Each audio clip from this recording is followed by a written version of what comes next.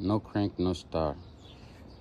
Today I want to talk about no crank, no start, no GM product. I was stranded on the road for 3 days. My truck is shut off on me. It can't start. It just quit. And I tried to figure out everything. Nothing's working. No power. Nothing. When you crank it, it's just a tick, like a dead starter.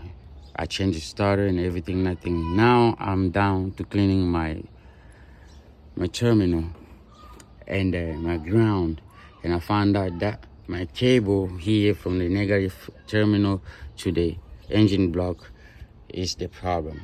So I jump it. I put another cable here and I ground it to the engine block. It start right up. That's what you do when you have ground problem in this vehicle. Good luck.